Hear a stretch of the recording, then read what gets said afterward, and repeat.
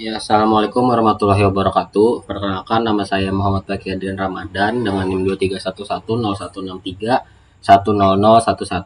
Nah, jadi di sini saya akan menjelaskan secara singkat ya, mengenai praktikum kelima ini, yaitu tentang fiber optik.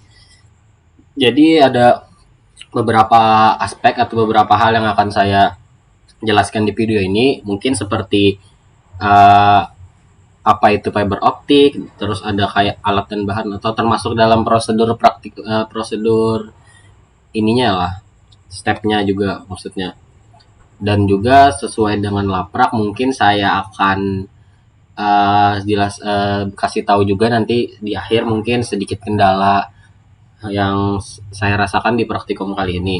Nah, untuk memulainya, uh, karena kita ini membahas tentang fiber optik nih. Nah, untuk pertama-tama mungkin saya akan jelaskan dulu apa itu fiber optik. Nah, fiber optik itu adalah teknologi yang menggunakan serat optik untuk mengirimkan sinyal cahaya sebagai media transmisi. Serat optik terbuat dari bahan kaca atau plastik yang memiliki kemampuan untuk memantulkan dan mengarahkan sinyal cahaya dalam serat tersebut. Nah, keunggulan utama fiber optik adalah kecepatan transmisi yang tinggi, kapasitas yang besar, serta kehandalan yang tinggi. Nah, itu penjelasan singkat mungkin apa itu fiber optik. Nah, dan untuk prosedurnya sendiri di sini seingat saya tadi ada 9 step yang saya buat. Mungkin rata-rata emang 9 sih. Nah, step pertama itu sebelum memulai instalasi fiber optik, siapkan bahan dan alat yang diperlukan.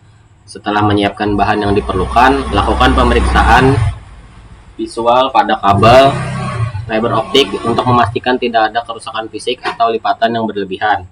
Nah, untuk alat dan bahannya sendiri, ini ada optical power meter, center laser, tang fiber, tang potong, splitter, kabel fiber, fast, konektor penguat kabel. Nah, itu mungkin ada beberapa alat dan bahan tambahan kayak alkohol, kapas atau tisu kalau tidak salah itu untuk alat-alat yang mensupport lah, contohnya kayak alkohol untuk membersihkan dan lain-lain. Nah, untuk step kedua itu kupas kabel. Lalu kupas layer pertama menggunakan tang fiber dengan panjang sekitar 5-10 cm. Gunakan tang potong jika kabel yang digunakan adalah kabel berjenis outdoor. Lakukan proses pengupasan kabel secara hati-hati agar serat kaca tidak patah. Nah, untuk step 2 ini saya tekankan kembali, untuk proses pengupasan kabelnya itu harus sangat hati-hati ya, karena itu rentan patah di serat kacanya itu. Yang ketiga, bersihkan kabel. Bersihkan dengan hati-hati layer kedua dari lapisan tipis yang menyelimuti serat kaca. Lapisan tipis ini berfungsi untuk melindungi serat kaca agar tidak mudah rusak. Proses pembersihan harus dilakukan lebih hati-hati dibanding proses pengupasan. Hal ini dikarenakan saat membersihkan kabel akan langsung bersentuhan dengan serat kaca yang rentan patah. Nah, sepengetahuan saya untuk membersihkannya ini seperti yang saya bilang tadi, menggunakan alkohol. Jangan lupa juga menggunakan sarung tangan ya agar tidak terkena ini serpian-serpiannya. Lalu untuk step yang keempat nih ada potong kabel. Sesuaikan panjang kabel dengan pas konektor. Jika dirasa serat kacanya terlalu panjang, maka potonglah menggunakan fiber clipper. Lalu tariklah slider pisau pemotong di fiber clipper terlebih dahulu, lalu letakkan kabel di dalam fiber clipper dan tutup fiber clipper setelahnya. Dorong pisau pemotong dan kabel siap untuk dipasangkan ke fast konektor. Lalu setelah itu step kelima, pemasangan kabel ke fast konektor. Lepaskan penutup pada fast konektor yang berwarna putih, lalu buka penjepit fast konektor dan masukkan ujung serat optik ke dalam fast konektor hingga benar-benar masuk ke dalam bagian penutupnya. Pastikan serat optik terletak pada posisi yang benar dan tidak ada serat yang patah atau terjepit. Lagi-lagi step di sini nih kayak perlu ekstra hati-hati ya. Lalu step yang keenam, pengujian dan verifikasi. Nah, gunakan center laser untuk memeriksa kebocoran atau kerusakan pada serat optik. Periksa dengan teliti setiap sambungan dan pastikan tidak ada cahaya yang bocor atau gangguan lainnya. Kabel yang baik akan menghantarkan cahaya ke laser ke sisi lainnya dengan sangat baik. Nah, lalu eh, untuk pemeriksaan apa tadi, pengujian dan verifikasi ini periksanya harus dengan teliti ya, jangan sampai teledor begitu. Terus ketujuh, pemeriksaan kualitas sinyal. Nah, untuk step ketujuh, untuk pengujian yang lebih detail bisa menggunakan optical power meter. Optical power meter ini akan menampilkan detail kondisi kabel seperti angka redamannya. Cara menggunakannya adalah dengan memasangkan senter laser ke ujung kabel fiber, lalu memasangkan ujung lainnya ke optical power meter. Kabel yang baik atau yang stabil mempunyai redaman di min 10, min 10 dan yang paling buruk berada di angka min 40.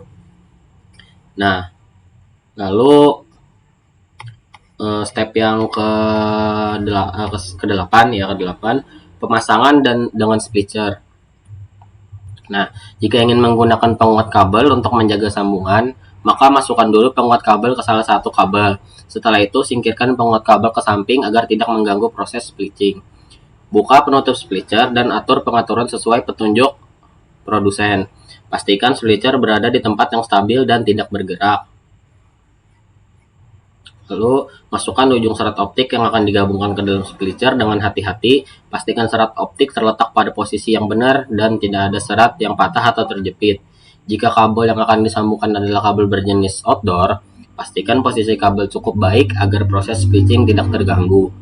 Lalu masukkan ujung serat optik yang akan digabungkan ke dalam splitter dengan hati-hati. Pastikan serat optik terletak pada posisi yang benar. Tekan tombol start pada splitter untuk memulai proses splitting kedua ujung kabel. Pada bagian layar bisa dilihat kondisi kabel apakah potongan sudah rata atau belum. Dan juga bisa dilihat apakah kabel masih kotor atau sudah bersih. Jika dirasa masih kotor dan potongan belum rata, buka saja splitter dan bersihkan dahulu kabelnya atau rapikan potongan kabel. Nah, untuk step yang terakhir yaitu pemanasan penguat kabel. Nah, itu buka penutup kabel pemanas pada splitter. Nah, itu tuh biasanya terletak di bagian belakang. Dan masukkan kabel fiber yang penguat kabel dengan berada di bagian penyambungan kabel sebelumnya.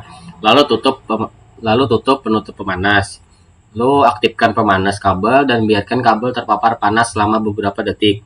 Setelah selesai, diamkan beberapa saat untuk mendinginkan kabel. Pastikan tidak langsung menyentuh kabel setelah dipanaskan. Nah, setelah itu berarti semua stepnya itu sudah selesai dan otomatis prosedurnya pun sudah selesai.